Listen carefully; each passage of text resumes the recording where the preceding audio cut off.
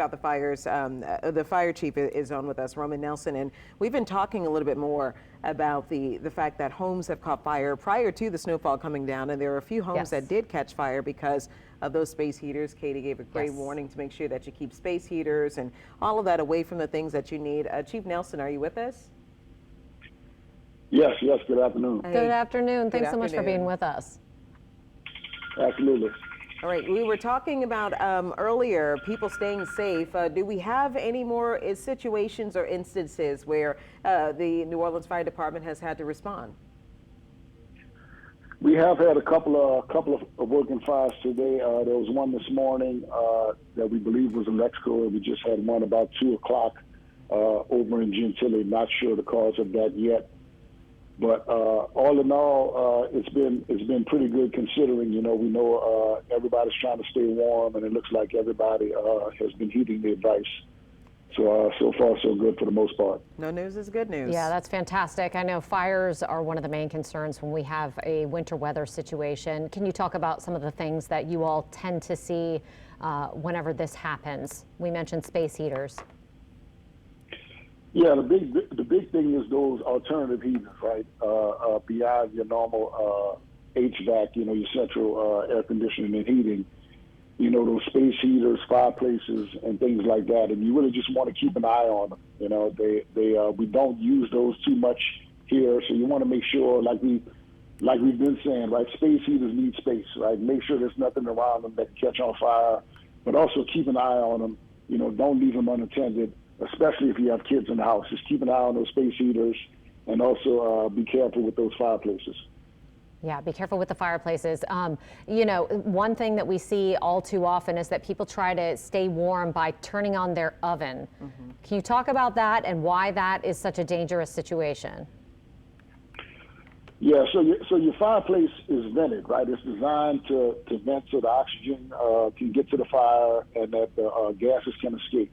Your stove is not designed to do that. So what happens is when you use that stove, it puts out heat, but it's also using up the oxygen inside of the house, and it can be putting off carbon monoxide, and we all know how dangerous that can be. So that's why the stove is a no-go. We do not use your stove to heat your home. Space heaters, get extra blankets and things like that, and be careful with them, but the stove is definitely a no-no. Should people try and, I mentioned turning off the space heaters at night, if at all possible, and just bundling up with extra blankets. Are space heaters more dangerous at night, or does it matter? No, they are, because what we find is at night, they're, like we said, they're away from the bed, but what happens is at night somebody turns over, the covers go flying over and hit the space heater, right? And so it's just best to turn them off if you're going to be asleep at night, and like we said, just not leaving them unattended.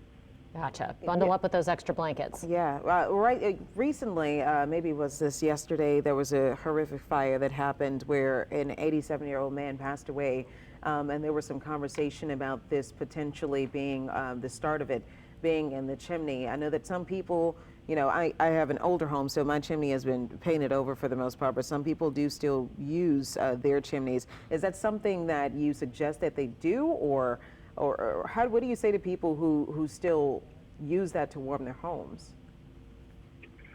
Yeah, so the thing with those older fireplaces is if your fireplace has not been maintained, right? If it hasn't been cleaned regularly, cleaned out by a chimney sweep, that soot and those unburned particles can coat that inside of that flue, and they can actually ignite and catch on fire inside of the chimney. What we've also seen in some past cold weather events is that those older chimneys, they get cracks in the flue between the fire bricks and the lining, and then smoke and fire, and the heat can escape and end up catching fire inside of the walls or in the attic. So at this point, if you haven't used your fireplace, you're not sure, you haven't used it in years, don't use it. It's just not safe if you haven't had it checked out to make sure it's functioning properly. We asked other city officials, what's the conversation happening right now regarding the rest of the week?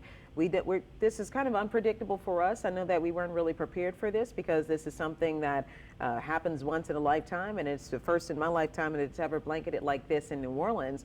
Are there some changes that are going to happen in the future so that, God forbid we have to go through this again, but in case this does happen again, we're a little bit more prepared?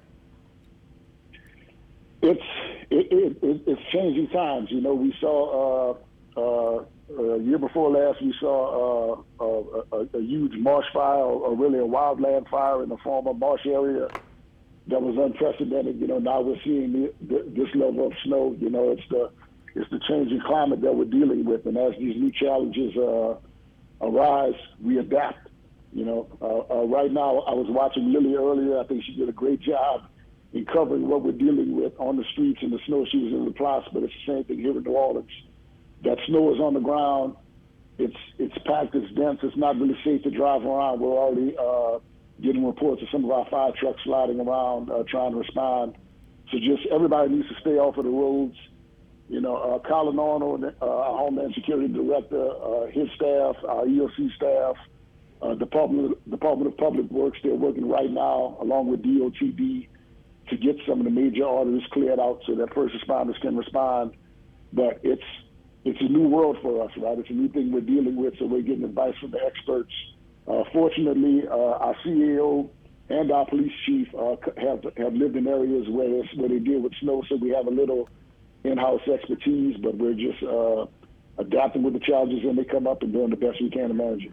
You know, we're, Chief Nelson, looking at a live picture at I-310 and I-610 rather, in Elysian Fields, and it literally looks like a blanket is on top of the roadways right now. I can't imagine trying to get fire trucks anywhere in the city. You mentioned a couple of them sliding around. Can you tell us more about that? Yeah, we haven't had any problems responding. Again, we're sticking to the surface streets, right? So, you know, the Woodland Bridge is impassable, so Lower Algiers is cut off, but we've already put units down there.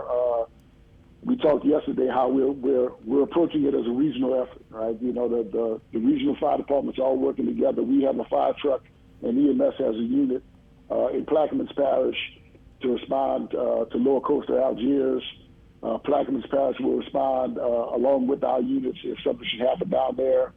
But so we just kind of had to break it up into a little regional approach depending on what areas are cut off by impassable bridges. But on the surface street so far, we're able to get around and respond as needed. But like I say, it's just kind of adapting to whatever pops up.